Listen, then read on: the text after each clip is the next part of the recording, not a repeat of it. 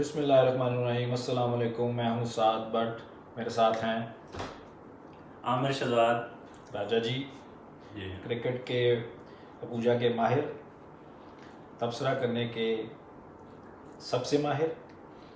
तो आज हमारा ये पहली एपिसोड है पीएसएल के ऊपर। रिव्यू करेंगे हम पीएसएल के हर मैच को। और आज बात होगी ओपनिंग मैच की, जो कि था जी Quetta Gladiator versus Karachi Kings.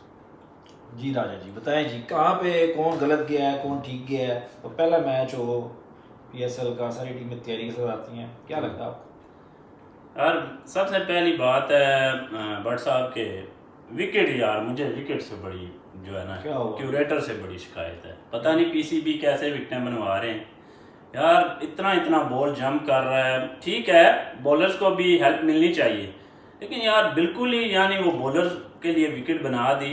गो के 14 कुछ ओवर में शायद उन्होंने चेज कर लिया कराची किंग्स ने, लेकिन उसमें मैं ये नहीं कहूँगा कि एक्स्ट्रा ऑर्डिनरी बैटिंग उन्होंने की है।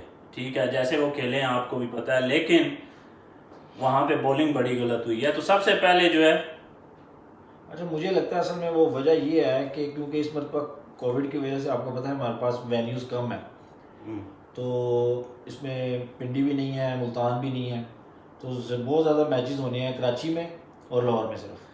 तो कराची की विकेट को ज़रा थोड़ा सा फ्रेश रखने के लिए, क्योंकि बहुत ज़्यादा वो ओवर यूज़ ना हो जाए, इसीलिए मेरे ख्याल से वो थोड़ी ग्रास छोड़ी है उन्होंने, ताकि वो अंडरनीज जो सरफेस है वो ड्राई ना हो जल्दी और थोड़ी वेट रहे वो। मुझे तो ये वजह नज़र आती है। बाकी इसके अलावा थोड़ी सी स्पोर्टिंग विकेट भी है यार। वो अगर आप देखें आएगी कि बिल्कुल ही आप वो रोड बना दें अगर सीमेंट की, बॉलर बेचारा तो फिर आप ना खिलाए ना, फिर आप 11 बैट्समैन खिला ले बस मारदार साढ़े नहीं फिर ये है कि अगर चले होनी चाहिए, लेकिन मुझे थोड़ी ज़्यादा लगी है। और जो विकेट वाली बात है, मेरा ख्याल है हमारे नेशनल स्टेडियम में 3-4 विकेट्स की जो एक टाइम में वो हमारे पास कैपेसिटी है, वो रेडी रहती हैं। बस उन पर थोड़ा काम होता है और अगले मैच के लिए तैयार हो जाती हैं। चले अब आए मैच के ऊपर आए ना, कोयटा कहाँ पे गलत गया है और कराची कहाँ पे ठीक गया है। मुझे लगता है कि कराची इस मरतबा फिर, जैसे कि वो डिफेंडिंग चैंपियन भी है, कराची इस मरतबा फिर अपनी सारी बेसिस उन्होंने कवर की हुई हैं। हर जगह के लिए उनके पास प्रॉपर बंदा है। और जो मैं कोयटा से एक्सपेक्ट करता था, और जो कोयटा जैसे कि आपको पता है सबसे कामयाब टीम है और वो सब जिसके लिए मशहूर भी है कि हमेशा से वो वेल प्रिपेयर्ड आती है, मुझे लगा कि वो कहीं पे तजर्बा करते करते कहीं पे वो सैफी का नंबर ऊपर और नीचे के चक्कर में ना कहीं पे वो मार खा गई। और उसमें हाल ही हम क्या है कि सरफराज अहमद को ब्लेम नहीं कर सकते, लेकिन ये है कि उन्होंने वाकई कोई, मेरे ख्याल में पहले वो ऐसे तजर्बे करते नहीं थे और कामयाब रहे हैं। अब क्रिस गेल मेरा ख्याल है दुनिया की जितनी लीग्स खेलता है वो ओपनिंग करता है। ठीक है जी। फिर सरफराज अहमद, मेरा ख्याल है सरफराज अहमद के ओपन करने से ना उनका पूरा बैटिंग ऑर्डर डिस्टर्ब हो गया है।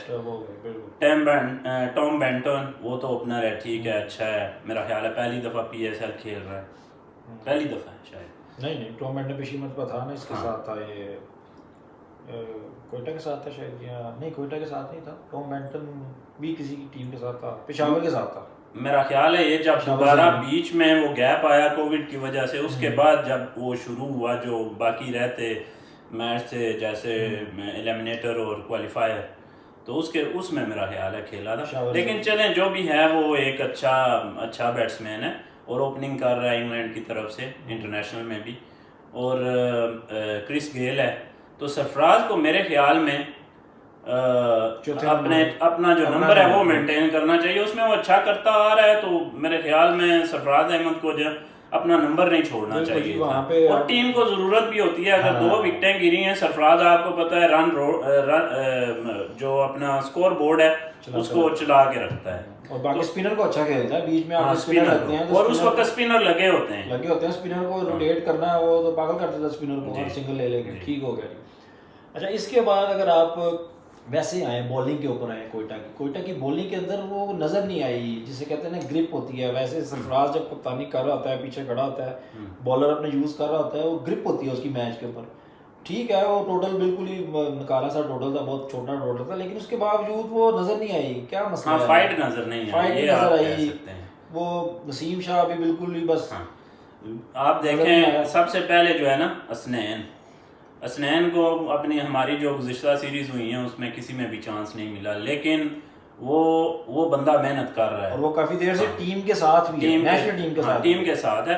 वो बंदा मेहनत कर रहा है और उसका स्टाइल एक ऐसा है और उसकी हाइट माशाल्लाह अच्छी है, यंग बच्चा है अभी 18-19-20 साल का। हाँ, स्मूथ एक्शन है, आराम से वो 140-45 करता है, अगर जोर लगाए तो इससे ऊपर भी कर लेता है, लेकिन उसने आराम से की है, बड़ी अपनी अच्छी लाइन लेंथ पे एक बॉल उसको शर्जील को बाहर दिया उसने, उस पे उसको बाउंड्री लगी, उसके बाद मेरा ख्याल है उसने कोई वीक बॉल नहीं किया। ऐसा ही है, बिल्कुल ऐसा। ठीक है, विकेट भी ली अगली और बॉल पे। मुझे लगता है कि ये जो बेचारा ये हसनैन के साथ जो हुआ है कि वो पीछे जो चला गया, बेंच पे ही रह गया। अब ये हारिस रऊफ एकदम जब वो पिछली PSL में आया, बिग बैश में भी परफॉर्म कर दिया उसने, मेरे ख्याल से उसकी वजह से हारिस रऊफ जो है वो प्लेइंग 11 का हिस्सा बन गया और ये बेचारा बेंच पे बैठा रह गया। हालांकि ये हसनैन का जो है ना वो चांस बनता है। ये हमारी PCB का भी मैं कहूँगा इसमें कि ये रहा है हमेशा से कि बिला वजह किसी भी प्लेयर को आप सेलेक्ट करते हैं, किसी प्लेयर को उसकी परफॉर्मेंस पे डोमेस्टिक में या PSL में, फिर आप उसको 1-2 टूर करवाते हैं, फिर बिला वजह उसको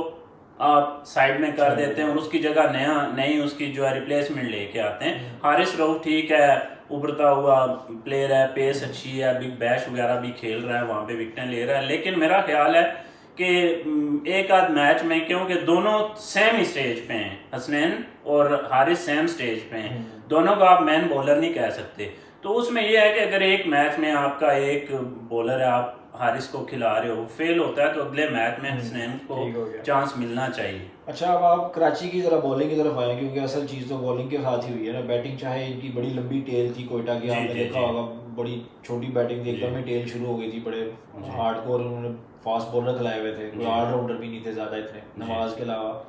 तो इसमें आप कराची की जो बॉलिंग है, मोहम्मद आमिर आपको सीजन बॉलर है, PSL के अंदर हमेशा परफॉर्म करता रहा है। बॉलिंग में तो आपने बिल्कुल वो कहा, जो मैच हुआ है वो पूरा बॉलिंग का ही हुआ है, क्योंकि कराची किंग ने अपने प्लेयर मतलब कि पूरी स्ट्रेंथ खिलाई है, और जो स्पेशली उनकी बॉलिंग यूनिट है ना, वो मैं कहता हूँ कि जो हमारे मौजूदा टाइम के जो बेस्ट जो बॉलर फास्ट बॉलर हैं, जिसमें आप कह लें मोहम्मद आमिर हैं, ठीक है जी, उसके बाद इमाद वसीम हमारे इंटरनेशनल मैचेस में ओपन करते हैं बॉलिंग के साथ, ठीक है, उसके बाद जनाब डैनियल क्रिश्चियन है, वो दुनिया पूरी की लीग खेल रहा है और बड़ा समझदार और वैराइटीज उसके पास। लेकिन एक और जो मुझे बड़ी अच्छी चीज़ लगी, वो जो उनके पास आमिर जमीन वंडरफुल परफॉर्मर अभी सिलेक्ट भी हुए थे, लेकिन चलो उनको चांस नहीं मिला।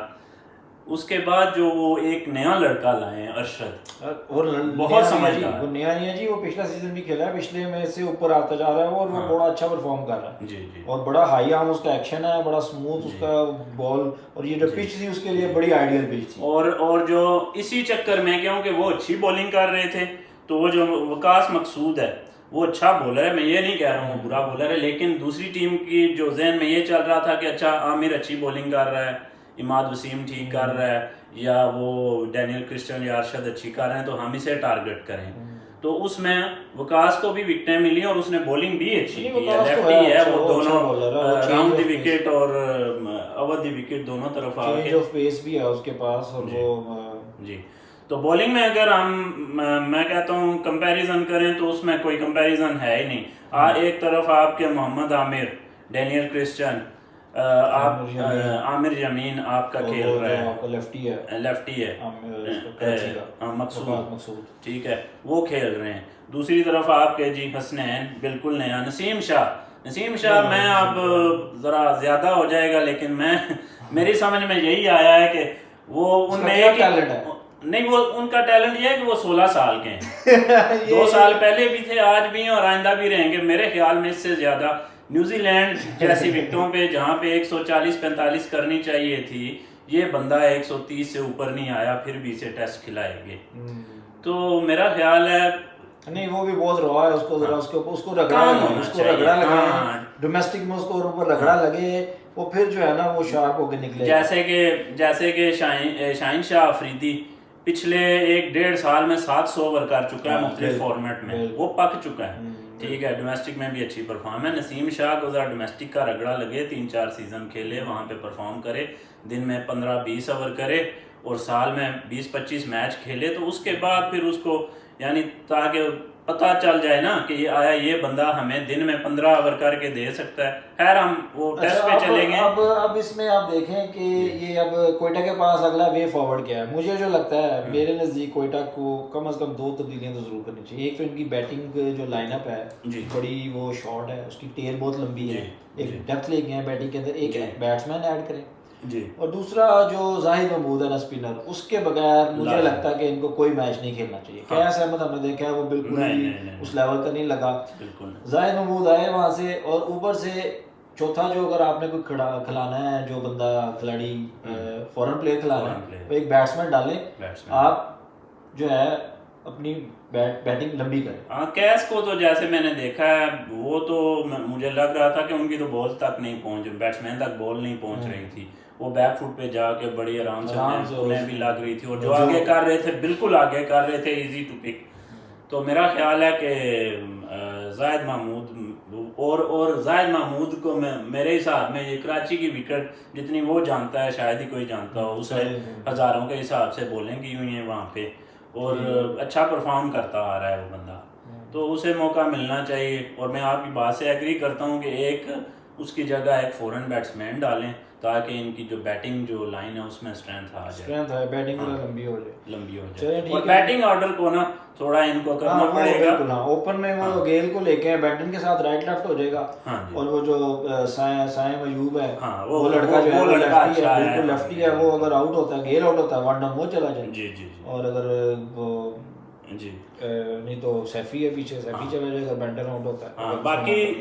बाकी मुझे लगा है कि जो मोहम्मद नवाज और बेन कटिंग में टाई पड़ गई थी ना कि कौन पहले आए, तो मैं अगर मेरे पॉइंट ऑफ व्यू से ना, वो जो है ना बेन कटिंग ऊपर आना चाहिए था, वो ज्यादा एक्सपीरियंस प्लेयर है। खैर मेरा ख्याल है बेन कटिंग को वैसे अगर आप देखें बॉलिंग में भी लेट नहीं इस्तेमाल किया, वो जब तक उसकी चाय की बारी आई है वो गेंद गीली वो 3 फुलटों से करवा के वो छिक्के खा के गेम वो गो के अच्छा बॉलर है, लेकिन ड्यू की वजह से बॉल भी जो हाथ से स्लिप हो रहा था। तो चलें जी, ठीक है जी, ये पहला मैच का हमारा रिव्यू था। कमेंट्स में ज़रूर बताइएगा कि ये कैसा लगा। इंशाल्लाह अगले मैच के रिव्यू के साथ दोबारा पे हाजिर होंगे, तब तक के लिए इजाज़त दें। अल्लाह हाफ़िज़।